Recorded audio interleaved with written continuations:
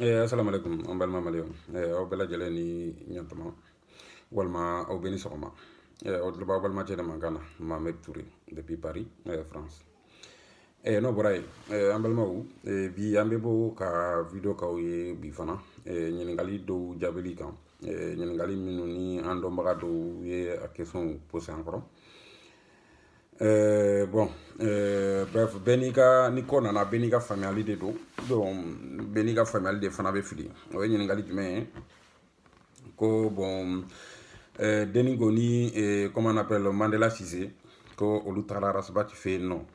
bon ko surtout denni ko insistera k'a fɔ ko ni CDR mɔgɔw bɛ nali la ko Arasa kan ka bɔ ka kuma u fɛ walima ko bɛ cogo di bon ko olu kɔni ka faamuyali la olu y'u ka faamuyali fɔ quoi bref mais an bɛ min fɔ mɔgɔw ye bɛɛ ka diɲɛ tagabolo de faamu tuma dɔw la ne Mamadu min yɛrɛ min filɛ ne ye nali condamné ne tɛ nali fɛ n tɛ mɔgɔ nani n tɛ fɛ mɔgɔ ka nani o ye ne ka o ye conviction personnelle ye mais au-delà de ça conviction personnelle bɛ yen bon bɛ ladamu cogo bɛ yen fɛn wɛrɛ fana bɛ yen f'an k'o ɲɛfɔ ɲɔgɔn ye CDR ko la a ka faamu walima révolution ko la a ka faamu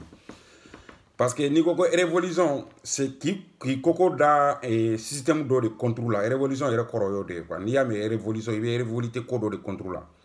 bon an bɛ révolter la fɛn min contre la f'an k'o de ta k'a lajɛ o ye fɛn jumɛn ye o bɛ kɛlɛ cogo di c'est là où maintenant an b'a faamu révolution ka méthode dɔ ye nin ye walima a ka méthode dɔ tɛ nin ye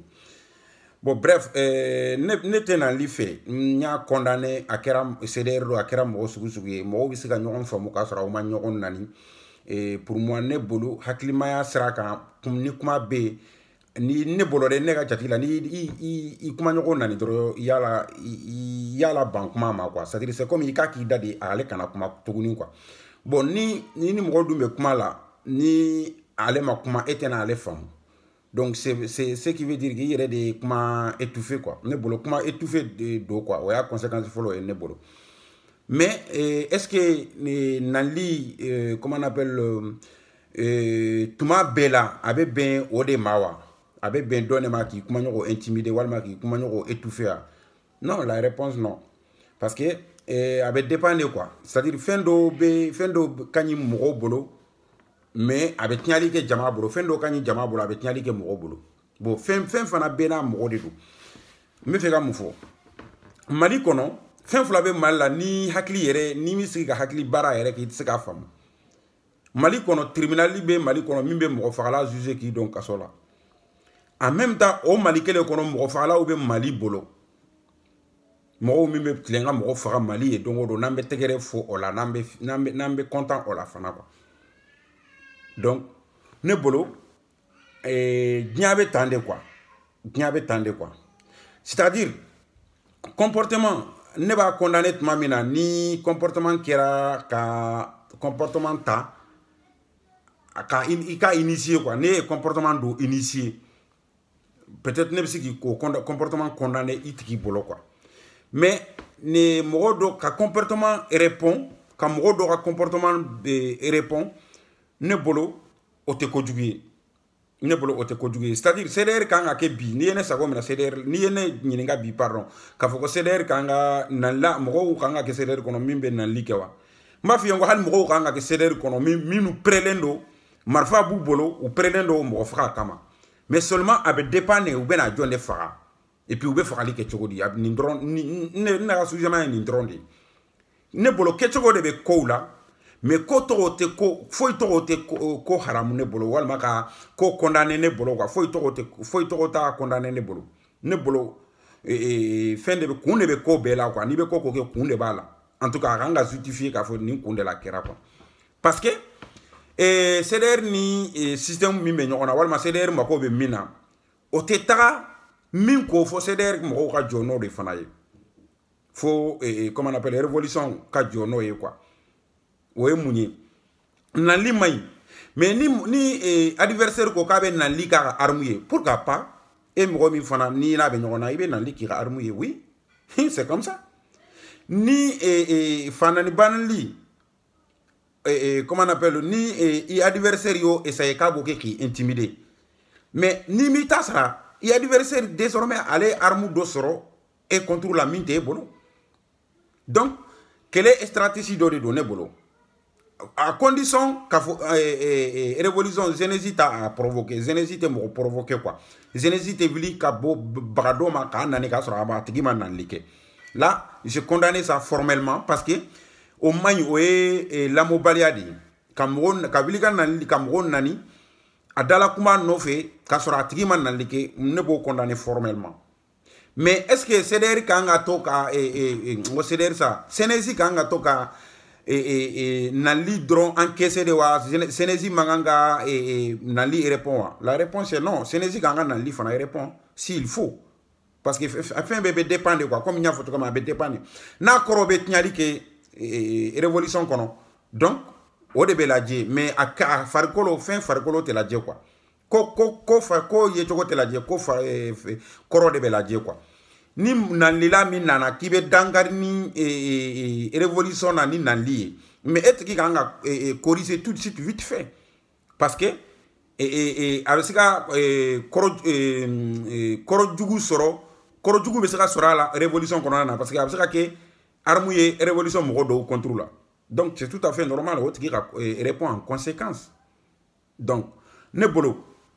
deni goye question mi posé arasibas ne bolo arasibas a réasira toka mena odia exact parce que ne bolo ante ka foko ka mo kelen sago ki c'est-à-dire ne ma be min fleni billahi ne deni go bebe position kelen na li mandini mais tuma do la fana tinya la mo do be fana ni mo lu blau place la ni mu classé nga me demzenu na ko classé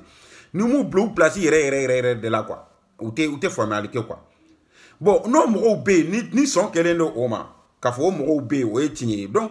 il y a aucune raison ka fo révolution demzeni Genesis berake comment on appelle mo bonyala ka soro o bisika ke bana Genesis ka révolution contre la parce que mo do be bonyate olufa parce que mara dinye kono hali du kono mara bref la de dutiki bolo bref fla de be dutiki bolo ka negeni ke ani ka do be negen do be forcer donc avec tane quoi bon surtout mo mi ni be jama mara o de la ni mo chama de la ka de débat ke ATT ka tanga ATT ka président tanga nya fu nya ngo bon aw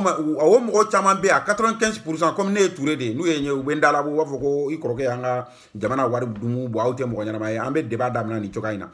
mais am ko chaman be we débat wa fiyo ko no ko tinya era de ko ATT tunga ka ko no jelen do ko dugu ne ba fu nyana ngo bo ore de tunkara ATT défaut yi ngo ATT défaut de fleni mali kono quoi ngo parce que ATT be fait bega donc ale kan ngo bon ni kara jamana tigi i manga ngi ga nyuma ya ira mo bela quoi ngo e jamana tigi ga mo caractère B répond en conséquence. C'est-à-dire ni mo mi nana ni violence e be violence ko kumbe ni mi nana ni sonja e be ni sonja ko kumbe ni mi nana ni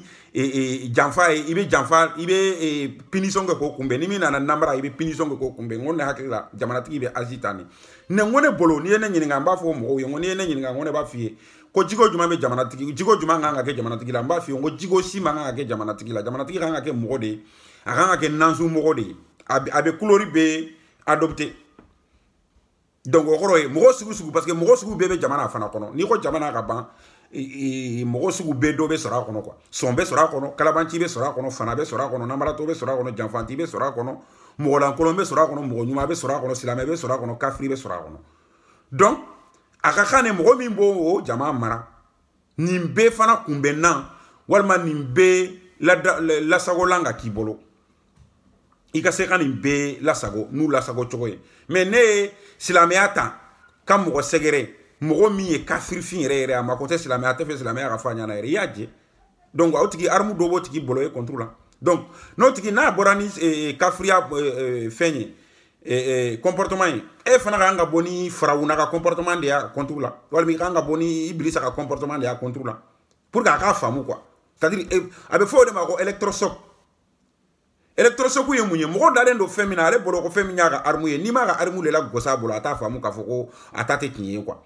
o de la ere de la kasobe jamana kaso bombe jamana bolo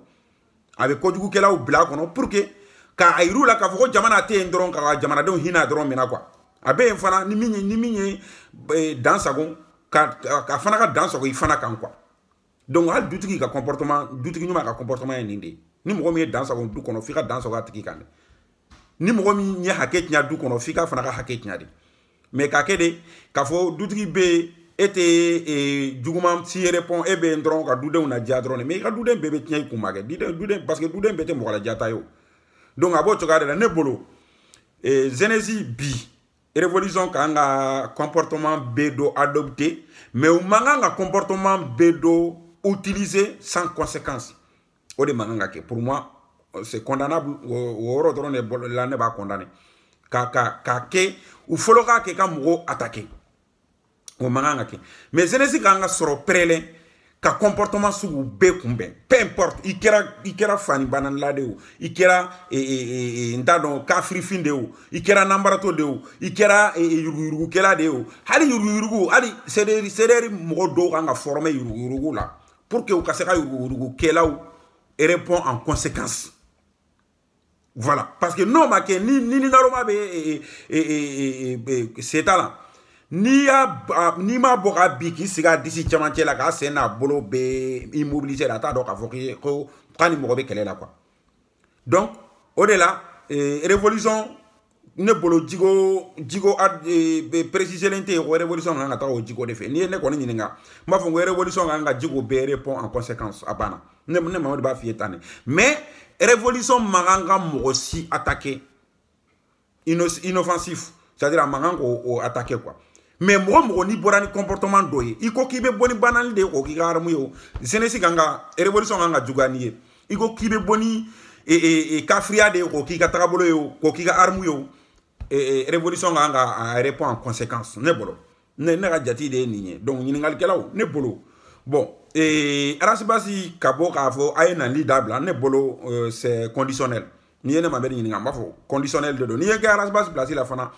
mba faut tande c'est conditionnel avec dépanner ni révolution folo de na li damina walma ni révolution de baka mo attaquer mais ni mo lankolo fana ko olu be mo doya de ku ka armouiller ne bolonis ni révolution masiko répond c'est que révolution te tra nulle part révolution atteint à développer quoi parce que il y a une belle moyen ka révolution intimider quoi voilà walma ka Genesi ou intimider quoi donc pour moi ko usigile no nyogon ngantane ne bolo ko te laje afar kolo la ko be laje akoro la koro be wolo munasini ne bolo ko be laje otogare la quoi donc Genesi ka comportement nan li o afkara fenfenyo ne a sora koro kai ne ta condamné au contraire ne ba encourager yere ne bolo fo mbargo nyogo ya ni Genesi révolution ya famu hali mo fa la o nga kula mais o nga mo fa a conséquence de parce que ni ya oluba comment on appelle parti doni Genesi ba révolté parti mingama ni ya uba ndo agresser ni ya ube marfati ando la parce que dalen do la ko moyen temps mbolo ka ko répond en conséquence sinon ni antu monsieur ko répond en conséquence ni ba do ni marfati révolution mo kelena i fana be nyini ka marfati la ya sura dabla la marfati mo te marfati mo la tunu mais comme olu bolo c'est-à-dire ni uba don ube se ka moyen minga révolution dissuadron moins dissuasif vous fait ni ou boss ou pour que la révolution dissuade mais les révolutions fana femme révolution a préparé en conséquence de tout ça qu'il faut toujours il y a des stratégies pour que la révolution étouffée quoi donc c'est que stratégie nous be combien donne à taoula pour que la révolution étouffée sababu nyuma doye en djougou bolo quoi donc voilà menu ye ngali ke bonne bolo ne ga family de ni nanliko ou arasbas ga répond Mandela si seni denin ko ka ngali la ne ga haklina de ni nyala ne bolo nan lite ko juguye ni avec ka comportement nan anyona nan lido de répond ne bolo ko jugute parce que comment on appelle ni naloma ko ni fe naloma sira na itani fana mata avec ka kono ri senera surun quoi donc on ne bolo akobo choga de la betra au basi de kan quoi donc voilà mbalma maléum amba fonga oni chawra tlo majola hakato be ninka sal wala Muhammad